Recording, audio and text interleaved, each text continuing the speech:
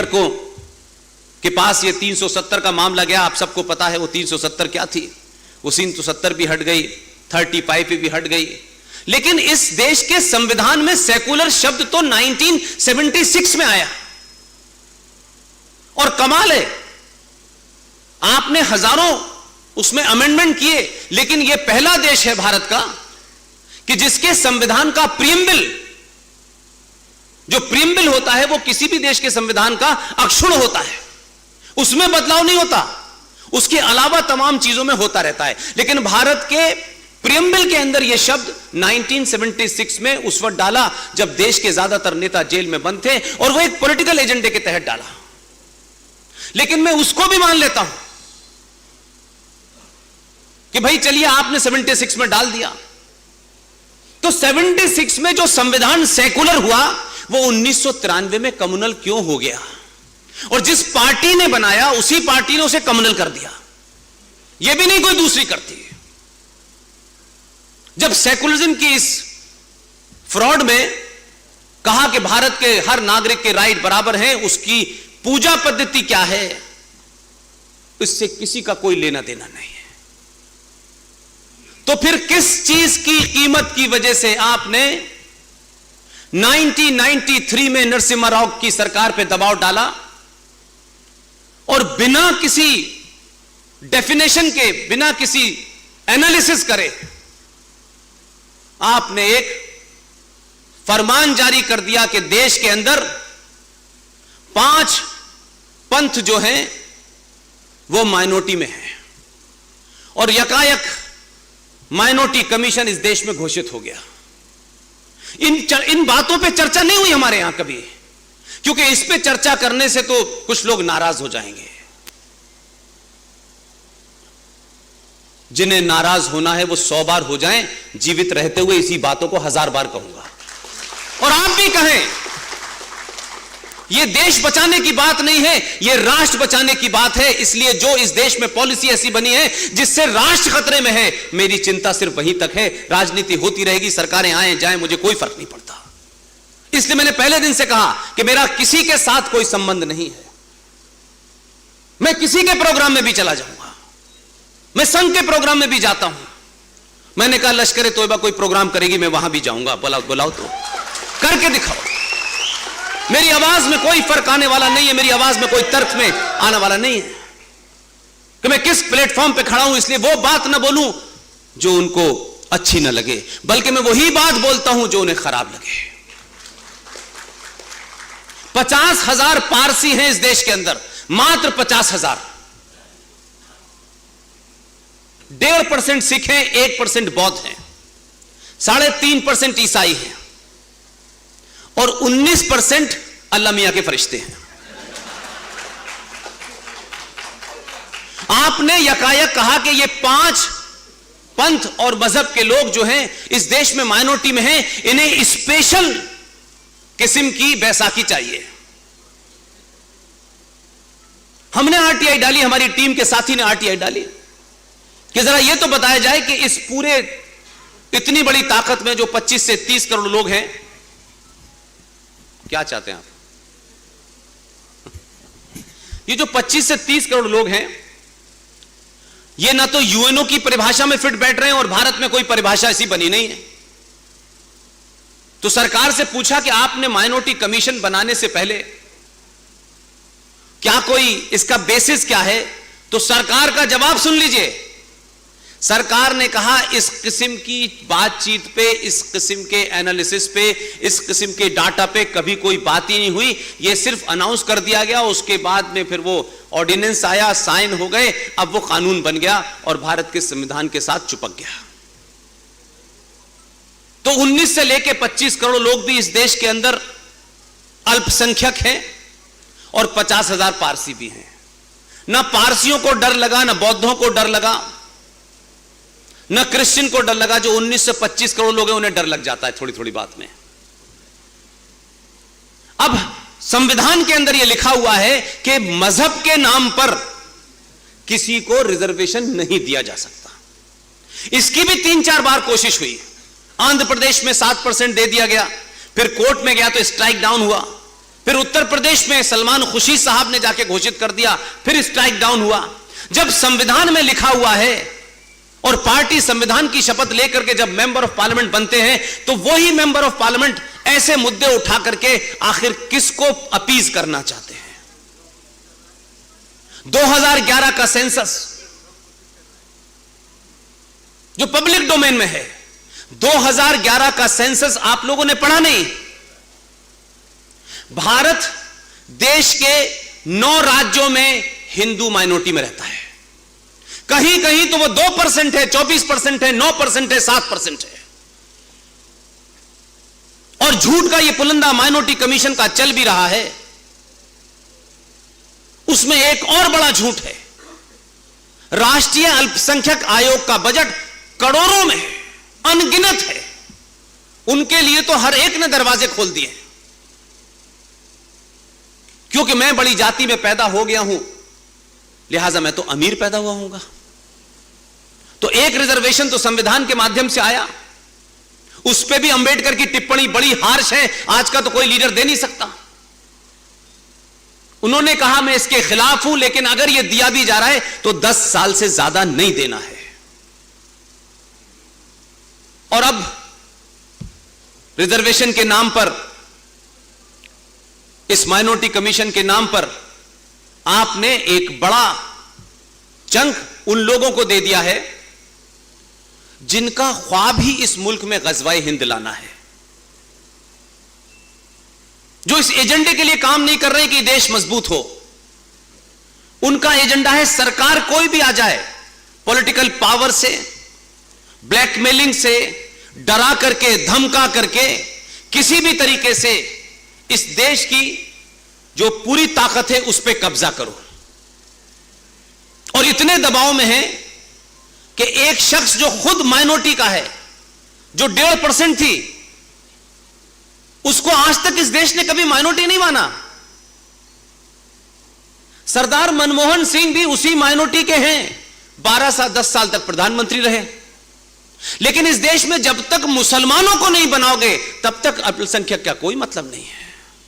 वो बनेंगे तभी आप उनकी उस भूख को शांत करेंगे, बाकी कोई बन जाए कोई फर्क नहीं है। तो ये मुद्दे क्या राष्ट्र के सामने चुनौती नहीं है? क्या इन मुद्दों से देश में झगड़े नहीं हो रहे? और यह कहना बहुत आसान है कि हम हिंदू मुस्लिम की बातचीत करते हैं, मुसलमान हिंदू की बात करते हैं, तो भाई ना तो हम 1947 में थे, ना आप में से कोई था, तो फिर यह देश क्यों बंटा था अगर हिंदू मुस्लिम की बात कर रहे हो तो?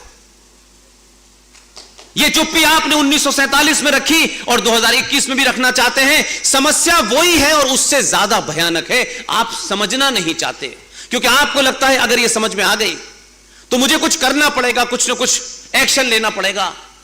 और मैं अब एक्शन नहीं लेना चाहता। मैं दिल्ली से भगा दिया जाऊंगा तो नागपुर चला जाऊंगा, नागपुर से चला तो नासिक चला जाऊंगा, मैं भागता रहूंगा, लेकिन उस बीमारी का सामना नहीं करूंगा। कोरोना का दवा बन रही है, उससे पहले डेंगू आया, मलेरिया आया, और सबकी दवा बनाते हैं। आप दवा खाते हैं, ठीक हो जाते हैं। आप एक बुखार की दवा बनाते हैं, उससे भयानक बुखार दोबारा आ जाता है। एक बार तय करें कि इस राष्ट्र को जिन बीमारियों ने जकड़ा है उन्हें समाप्त करते हैं।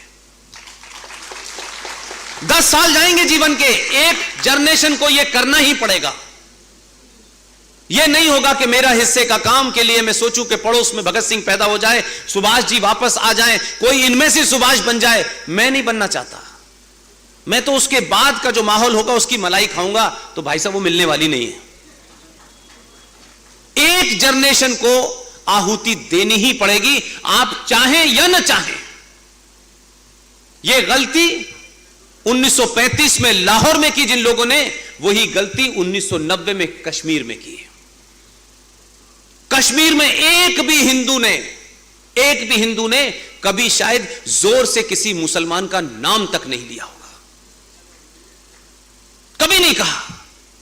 आजकल की जनरेशन बहुत हल्की फुल्की बातचीत करके अपने उस लालच और उस अपनी कायरता को छुपाने के लिए कुछ भी स्टेटमेंट दे देती है। कश्मीर में तो ऐसे ऐसे लोगों को मारा कि एक साहब को जिनकी हत्या की गई उनको टेबल से उठा के लाए अंदर से, उनकी दोनों आंखें निकाल ली उनके बेटे के सामने और फिर गोली मार दी। जब लोगों को पता चला कि इनको क्यों मारा तो गए उनके कमरे के अंदर। वो शख्स बड़ा विद्वान था कश्मीरी हिंदुओं के बीच में, बड़ा सम्मानित व्यक्ति था। उनकी मेज पे कुरान शरीफ रखा था और उस कुरान शरीफ का वो कश्मीरी में ट्रांसलेशन कर रहे थे। इससे भी बड़ा कोई सेकुलर चाहिए क्या? लेकिन उनके पड़ोसियों ने उनको भी नहीं बख्शा। उनको मालूम था इकबाल जो सप्रू परिवार से थे वो कन्वर्ट हो गए, उनको मालूम था जो अब्दुल्ला थे वो कन्वर्ट हो गए, वो राघोराम कौल के परिवार से थे। ये कन्वर्ट क्यों नहीं हो रहे? तो अब कन्वर्ट नहीं कर सकते तो मार के चैप्टर क्लोज कर दो। और उन्होंने कर दिया। ये देश तमाशा देखता रहा। एक राज्य से एथनिक क्लिंजिंग हुई, 2500 लोगों की नृशंस हत्या की गई। 5.5 लोग अपने ही धरती से, उस धरती के मूल निवासी कश्यप ऋषि के वंशजों को उनकी पूजा पद्धति के कारण मार के भगा दिया। लेकिन देश में किसी को कोई लेना देना नहीं है। समस्या हमारे घर पे थोड़ी नहीं है। बंगाल में भी यही लोग कह रहे थे, उत्तर प्रदेश में भी ये लोग कह रहे थे, अब चौराहे चौराहे हो रही है। इसलिए कुछ बातों से आप भाग सकते हैं, उससे वो समस्या सॉल्व नहीं होगी। मुझे लगता है कि आज और कल बहुत लोग हैं, मैं उन 10-12 लोगों को ही जानता हूं जिन्होंने ये रास्ता चुना और मुझे इस रास्ते पे ले आए। मुझे किसी चीज का कोई गम नहीं है, न मुझे किसी चीज का कोई दुख है, न मुझे किसी से शिकायत है। ये रास्ता मैंने खुद ब खुद चुना है और इसके पीछे मेरी एक ही मंशा है कि जब तक आप हैं, जब तक आप में जितनी भी शक्ति है, बोलने की शक्ति है, चिल्लाने की शक्ति है, उस शक्ति से पूरे देश में अपनी बात कहो। और आपकी तादाद देख के मुझे लगता है कि मेरी बात बहुत दूर तक पहुंच रही है।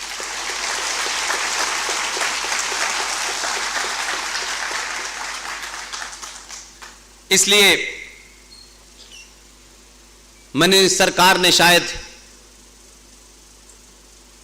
सुभाष चंद्र बोस जी के लिए एक सिक्का जारी किया है, एक डाक टिकट भी जारी हुआ है। मेरा ख्याल है कि अगर उनकी स्पीच शुरू हो गई होगी तो ये 2 घोषणाओं के बारे में मुझे बताया गया कि होने वाली हैं, एक भारत रत्न की और एक विक्टोरिया मेमोरियल का नाम बदलने की। वो हुई नहीं हुई मुझे नहीं पता।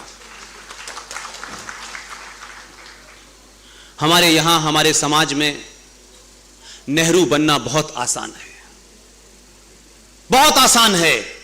सबसे कठिन है बोस बनना, बहुत मुश्किल है सुभाष चंद्र बोस बनना।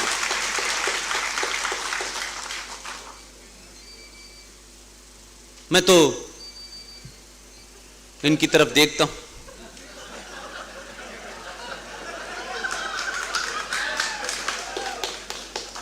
इधर देखता हूं तो हंसी पे हंसी आती है मुझे, और जब इनकी तरफ देखता हूं तो मुझे लगता है कि इतने भी हाई मॉरल ग्राउंड का कोई आदमी हो सकता है क्या? इतने हाई ग्राउंड के मॉरल का आदमी। वो जानते थे कि क्या चाटुकारों के अंदर क्या खिचड़ी पक रही है। अंबेडकर से मतभेद हो गया, अंबेडकर के पास गए और अंबेडकर से कहा कि तुम्हारी जो बात है ये गलत है, इसे तुम वापस ले लो। अंबेडकर ने कहा मेरी बात ठीक है, मैं वापस नहीं लूंगा। कुछ लोगों के पास धमकी बड़ी खतरनाक होती है। इन्होंने धमकी दी वापस ले लो, नहीं मैं भूख हड़ताल पे बैठ जाऊंगा। वैसे भी आज तक यही पता है कि वो बकरी का दूध पीते थे, खाते क्या थे किसी को पता नहीं है। अब भूख हड़ताल करते अलग बात है। अंबेडकर ने यह शब्द कहा कि मैं आपका सम्मान करता हूं, आप इस देश के लिए जरूरी हैं और आपका सम्मान की वजह से नहीं ले रहा, क्योंकि आप देश के लिए जरूरी हैं। बात मेरी ही सही है, लेकिन आप भूख हड़ताल पर बैठ जाएंगे, इससे हो सकता है देश को हानि हो, इसलिए मैं अपनी बात वापस ले रहा हूं। ऐसे लोग थे, ये अध्यक्ष बन गए। उन चाटुकारों की चौकड़ी के बाद भी इनके पास चले गए, तुम इस्तीफा दे दो। अब ये जो हाई मॉरल ग्राउंड के लोग होते हैं ना, ये जितना इनका मॉरल हाई होता है उतने से ही दूसरे से भी उम्मीद करते हैं। लेकिन जब कोई बहुत ही छोटी सोच का आदमी, छोटे एजेंडे का आदमी होता है, तो ये बेचारे उसको समझ नहीं पाते, या समझ के सोचते बहुत छोटी बात है। इन्होंने इस्तीफा दे दिया उनके कहने से, ये रख लीजिए। लेकिन मैं इनसे मेरा सवाल है, मैं करता हूं, अब इनके वंशज भी चुप हो गए। हर उस बात का विरोध किया इन्होंने और अपने अनशन से लोगों को डराया। गांधी जी ने एक बयान दिया था, मुझसे भी ऊपर की पीढ़ी के लोग याद करें जरा। मैं इनकी शान में गुस्ताखी नहीं कर रहा, ये फिर भी राष्ट्रपिता ही रहेंगे, फिर भी रहेंगे। ना हमसे पूछा कि हमारा पिता कौन होगा, लेकिन ये हैं। और हम हर बार जो झूठा, जो हमारे संस्कारों का भजन था, इन्होंने अपनी राजनीतिक महत्वाकांक्षाओं के लिए, अपनी राजनीतिक इच्छाओं के लिए उस भजन में टेम्परिंग करके लाइन ही बदल दी। यह आरोप नहीं है, नाराजगी नहीं है बापू से। 2021 के भारत में हर बच्चे को सवाल पूछने का अधिकार है। अगर उसका सवाल सही है तो जवाब देना पड़ेगा पिताजी को, यह कह के नहीं टाल सकते कि नहीं तुमने सवाल कैसे पूछा, यह नहीं हो सकता। मैं बापूजी से बार बार सवाल पूछता हूं जब मुझे किसी हॉल में लगे आते हैं कि आपने यह बयान क्यों दिया था कि भारत का विभाजन होगा तो मेरी लाश पे होगा। यह आप ही का बयान है, बताइए उन्हीं का बयान है कि नहीं? इसका मतलब है बापू को पता था, इसका मतलब बापू को पता था कि विभाजन होने वाला है। उनको पता था कि नेहरू जी और जिन्ना को दोनों को बुलाया गया। एक आदमी तो सीधा चला गया, दूसरे आदमी ने कहा मैं नहीं जाऊंगा। अंग्रेज समझदार थे, अंग्रेज इस खेल में बहुत माहिर हैं। उनको भेजा जिनके सामने नेहरू जी मना नहीं कर पाते थे, कमजोर पड़ जाते थे बेचारे। उनको लगाया इस काम पे कि मैडम एडविना इनको लेके आइए आप शिमला। ये सब तथ्य हैं, वो लेके गई इनको शिमला। इनको पता था। मेरा बापू से सवाल है, बापू आपको पता था कि नेहरू गए हैं शिमला बात करने, उस लाइन पे साइन करने गए हैं जहां जिन्हा को भी बुला लिया गया। आपको तो कोई मैंडेट भी कांग्रेस का नहीं मिला था। फिर आपको जब यह पता था कि भारत का विभाजन होने वाला है, तो फिर आपने यह क्यों कहा कि अगर यह होगा तो मेरी लाश पे होगा? और आपको अगर यह पता था तो नेहरू और जिन्ना के सामने आप धरने पे क्यों नहीं बैठे?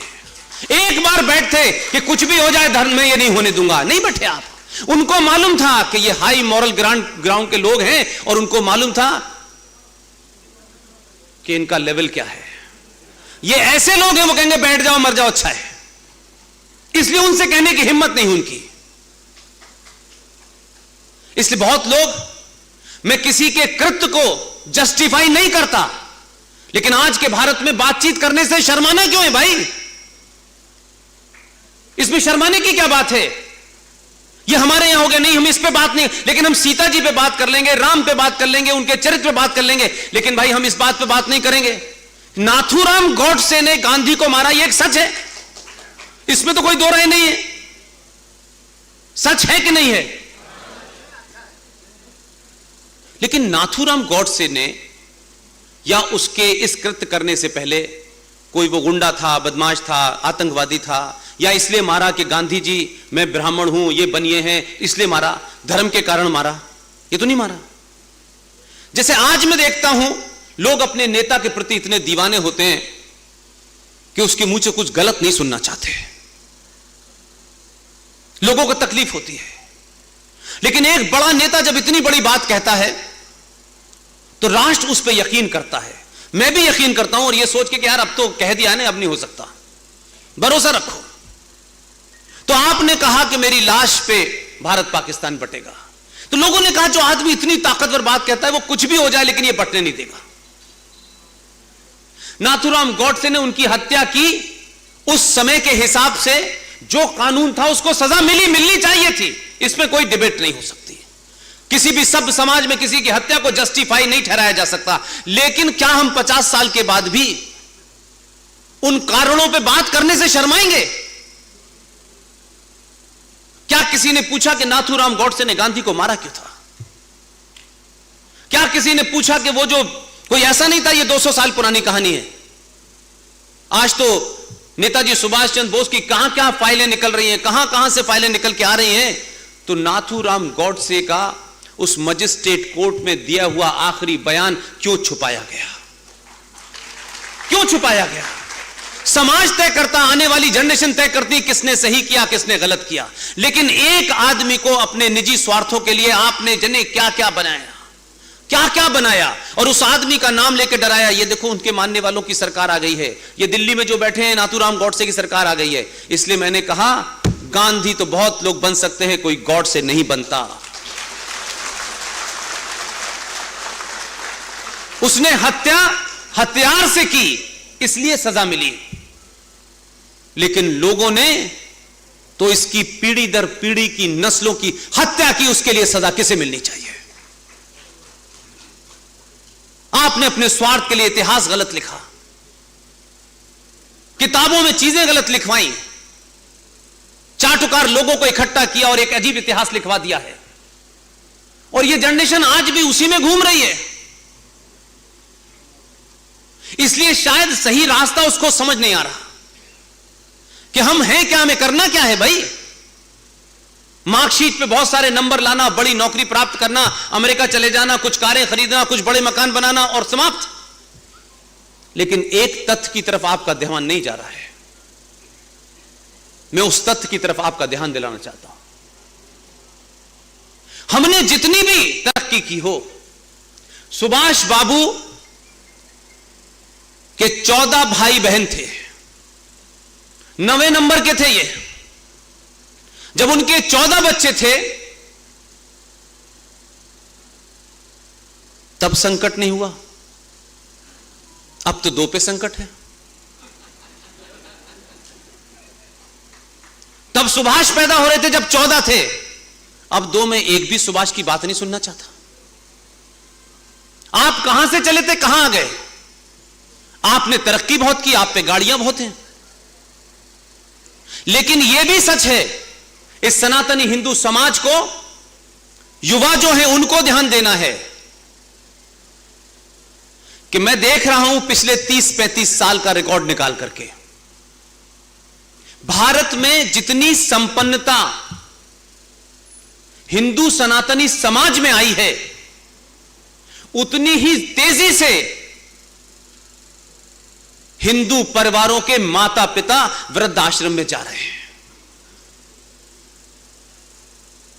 ये वृद्धाश्रम सबसे ज्यादा हिंदुओं में बन रहे हैं।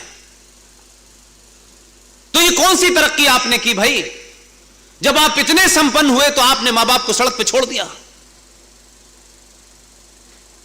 यह राष्ट्र के सामने चुनौती है।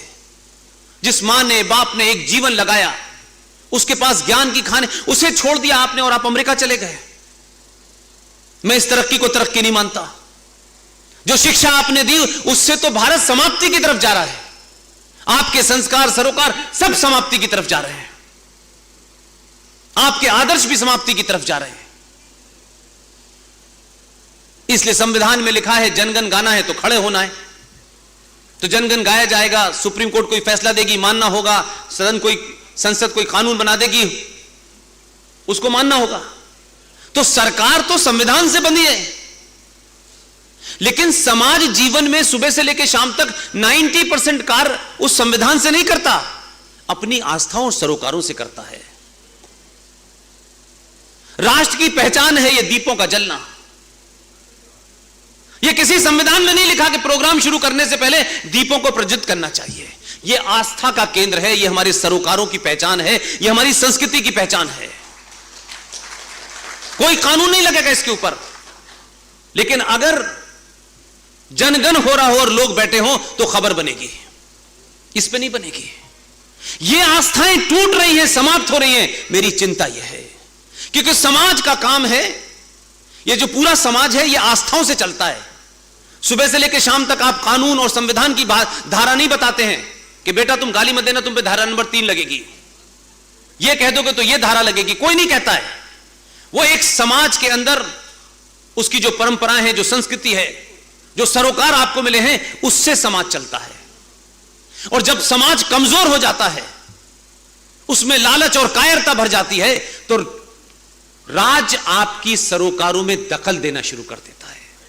और एक कमजोर समाज उस राज सत्ता को अपनी आस्थाओं पे चोट करने के बाद रोक नहीं पाती है। इसलिए आपकी आस्था पे क्या चोट हुई कि सबरीमला में सुप्रीम कोर्ट के 5 जज काला कोट पहन के ये तय कर रहे हैं कि जेंडर जस्टिस क्या है। सबरीमला के अंदर हजारों साल की परंपराओं के बाद उसमें कोई साइंस थी जो बताई नहीं गई, क्योंकि आर्गुमेंट करने के लिए हमारे देश में कम लोग हैं कि ये क्या वजह है, किन कारणों से इन मंदिरों के ऊपर पर्टिकुलर टाइम पे किसी महिला का जाना क्यों मना है। ये जेंडर जस्टिस का मामला नहीं है। चाहे नासिक के अंदर हो, चाहे ओंकारेश्वर में हो, चाहे उज्जैन में हो, ये जितनी भी बड़े बड़े महाकाल के मंदिर बने हुए हैं, ये क्या है?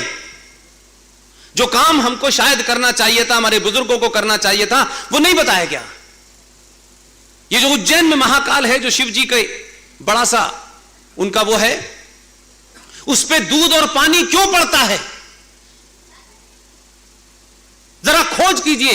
ये जो रेडियो एक्टिव की जो पूरी बेल्ट है, उसी बेल्ट के ऊपर ये बने हुए हैं जितने भी महाकाल बने हुए हैं। वो हीट की वजह से रेडिएशन होता है, इसलिए उसे ठंडा रखने के लिए पत्थर को बनाया गया, आस्थाओं से जोड़ दिया कि इस पे पानी और दूध चढ़ाते रहना चाहिए। इसलिए एक पर्टिकुलर टाइम पे महिलाओं का जाना, क्योंकि उनके ऊपर उस समय वो रिएक्ट करेगा।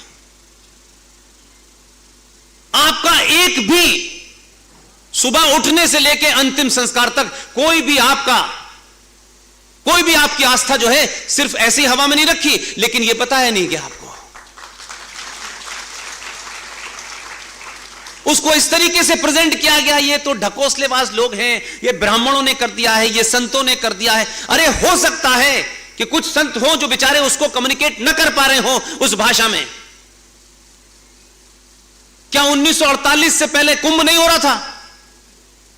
नहीं हो रहा था क्या? या 1948 से पहले जब नासा बना, उससे पहले लोगों को नहीं पता था कि सोलर एक्लिप्स क्या होता है, सूर्य ग्रहण कब होगा और चंद्र ग्रहण कब होगा?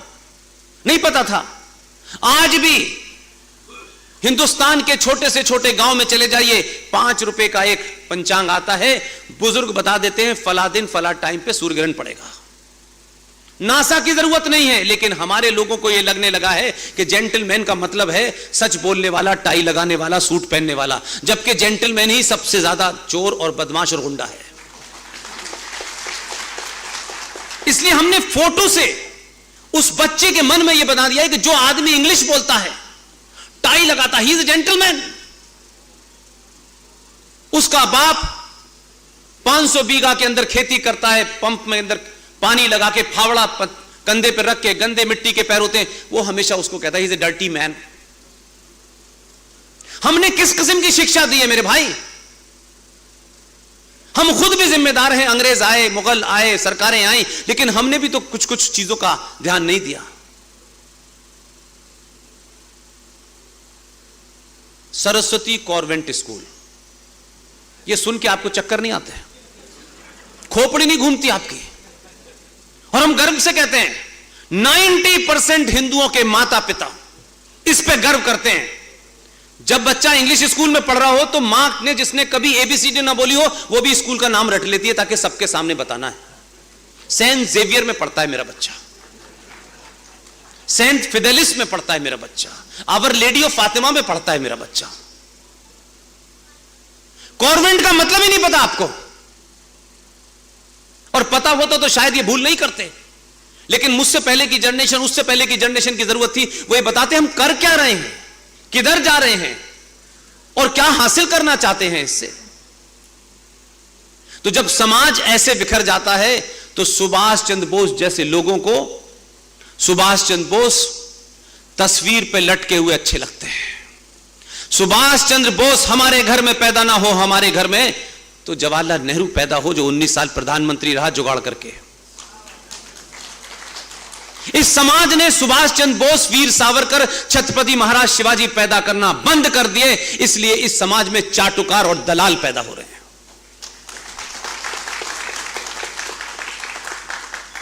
आप राजनीति से कुछ भी लेना क्यों चाहते हैं? राजनीति को राजनीति का काम करने दीजिए। हजारों ऐसे काम होते हैं जो हम करते हैं जिसमें कुछ नहीं मिलता। ये सवाल कर सकते हैं लोग, तुम पागल हो गए जो बकबक करते रहते हो। कभी कभी कुछ पागलपने में भी बड़ा नशा होता है। मेरी ख्वाहिश है, एक बहुत बुजुर्ग हैं दिल्ली में, पाकिस्तान से आई थी, उनकी बहनें, उनकी मां, सबका उनकी आंखों के सामने रेप होकर मर्डर हुआ। उन्होंने मुझसे एक बात बोलने के लिए मना किया है, मैं नहीं बोलूंगा। मैं जब तक इस देश में अगर 2 भी लोग रह जाएंगे, मैं इसी ताकत के साथ बोलूंगा और कोशिश करूंगा कि जब तक मेरे अंदर जान है, करोड़ों लोगों को पागल करके जाऊंगा मैं। यही मेरा मकसद है और कोई मकसद नहीं। वो अपने आप तय कर ले देश के साथ उन्हें क्या करना है, राष्ट्र के साथ उन्हें क्या करना है।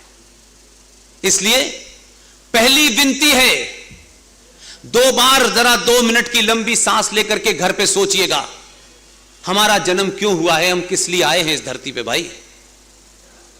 क्या लेने आए थे और क्या चीज प्राप्त करने की खोज में घूम रहे हो और किन से डर रहे हो? आपके वंशज कौन थे, आपके पूर्वज कौन थे? आप ये इसलिए मत जानिए कि ये बेकार का काम है, इससे कुछ होगा। मुझे बताइएगा कि अगर आपके घर में कोई एमपी बन जाए तो अगली 5 नस्लें उसकी तस्वीर लगा के रखती हैं। हमारे पिताजी एमपी थे, बार बार डराते हैं एमपी थे, अरे वो थे, तुम क्या हो? तो ये जो शौक है ना तस्वीर लगाने का, इस तस्वीर को बदल दीजिए। और तस्वीर बदलने से सिर्फ छोटा सा काम होगा कि आप सुभाष चंद्र बोस को सिर्फ पढ़ें, म्यूजियम में जाके देखें और सुभाष चंद्र के नाम से क्या क्या हो जाए, इस फिराक को छोड़ देंगे, बल्कि इस देश में ऐसे हालात पैदा कर देंगे कि जो सुभाष को इग्नोर करेगा उसे आप गद्दी से उतार देंगे।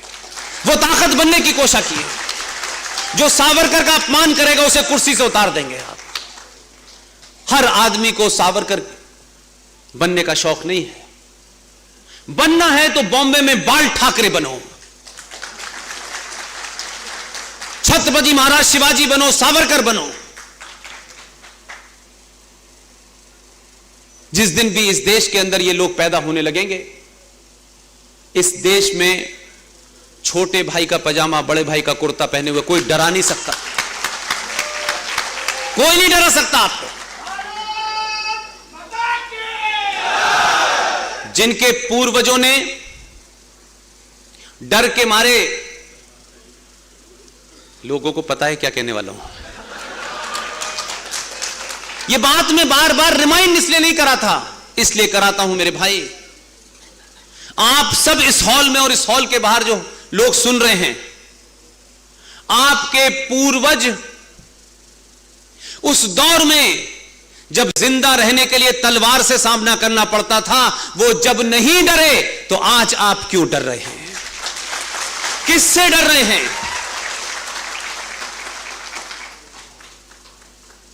महिलाओं से मेरी एक ही दरखास्त है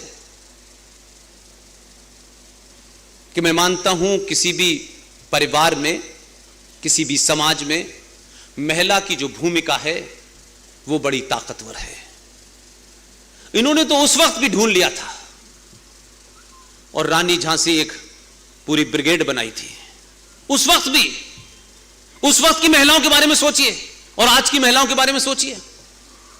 तब तो ज्यादा हमारे यहां बहुत सारी ट्रेडिशनल चीजें थी, तब लोग चले गए, तो आज क्या दिक्कत है? इसलिए महिलाओं से मेरा इतना ही कहना है कि खूबसूरती की परिभाषा तैमूर की अम्मी नहीं होता है।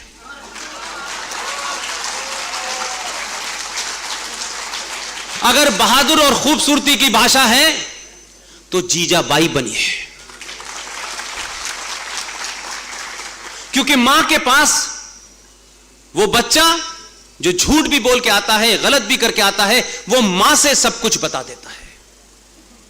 अगर मां बहादुर होगी तो बच्चे सुभाष चंद्र बोस बनने से नहीं डरेंगे। और मैं उन पतियों से, उन भाइयों से, उन पिताओं से भी एक बात कहता हूं कि आज मैं उत्तर प्रदेश में, मध्य प्रदेश में, कहां कहां बड़ी सारी चर्चाएं हो रही है, लव जिहाद, लव जिहाद, लव जिहाद की बात हो रही है। और कुछ लोग इस देश में हैं, उन्हें लगता है हर काम कानून से होता है। इतना प्यार करना है, इतना नहीं करना है, ऊपर करना है, नीचे नहीं करना, ऐसे नहीं करना, वैसे नहीं करना। वो उसकी परिभाषा चाहते हैं जज साहब से, और जज कैसे बनते हैं वो सिंघवी साहब ने आपको बता दिया है। मेरा सिर्फ इतना ही कहना है आपसे कि अगर आपके घर में बेटी है और वो बेटी कहीं पढ़ने जाती है, कहीं घूमने जाती है, और अगर वो आपको लौट के ये बताती है कि मैं फला जगह गई थी, वहां गुंडा मुझे एक मिला, उसने मेरे ऊपर ये कमेंट किया, तो एक एवरेज हिंदुस्तानी की परिवार की प्रतिक्रिया क्या होती है? तुम उधर गई क्यों थी? कल से उस रास्ते से नहीं जाना है। 6 महीने बाद उस रास्ते पे भी कोई मिल गया तो उससे भाई कहता है तुम घर में बैठ के नहीं पढ़ सकती। वो जो लड़की है वो भी इसी समाज की है, वो अपने भाई की अनकॉन्शियस और पिता की लाचारी और कायरता को देखती है कि ये भाई जो 75 प्रकार से बाल बनाता है, 75 प्रकार से कपड़े पहनता है और सुबह से लेकर शाम तक मोटरसाइकिल पे घूमता है, इसको जब मैंने अपनी रक्षा की बात की तो इसने रास्ता बदलने की बात की। इसमें इतना पुरुषार्थ नहीं था कि जिसने मुझे छेड़ा है ये उसे छेड़ देता। इसलिए उसमें कायरता पैदा होती है और वो ये डर लगने लगती है कि मैं इस परिवार के ऊपर बोझ हूं जो मेरे मान सम्मान को भी नहीं बचा पाता। और वो कायर बाप सिर्फ तर्कों की शिक्षा देकर के अपनी उस जिम्मेदारी से भागना चाहता है। वो भाई जो बड़ी बड़ी बातें करता है लेकिन अपनी बहन की इज्जत का चैलेंज नहीं करता। और एक दिन वो ये समझ जाती है कि इस परिवार के पुरुष मेरी रक्षा नहीं कर सकते, तो उसे फिल्मों में जो नजर आते हैं कैरेक्टर, फिर वो कैरेक्टर पंचर जोड़ने वाला क्यों ना हो, वो उसके साथ चली जाती है। जिस दिन सनातन हिंदू समाज का भाई और पति बाहुबली की तरह उसकी बहन, उसकी पत्नी के कंधे पे हाथ रखने वाले का हाथ नहीं गर्दन काटेगा, उस दिन सब ठीक हो जाएगा।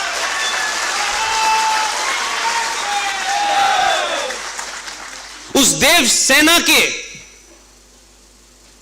उसके महिला की शान को, आन बान को जो भी भंग करने की कोशिश करेगा, उसे वो समाप्त करने की क्षमता जिस दिन हिंदू पुरुषों में आ जाएगी, कोई आपकी बेटी के पास फटक नहीं पाएगा, कोई नहीं फटक पाएगा। ये कानून से नहीं रोकने वाला है, कानून वानून नहीं रोकने वाला।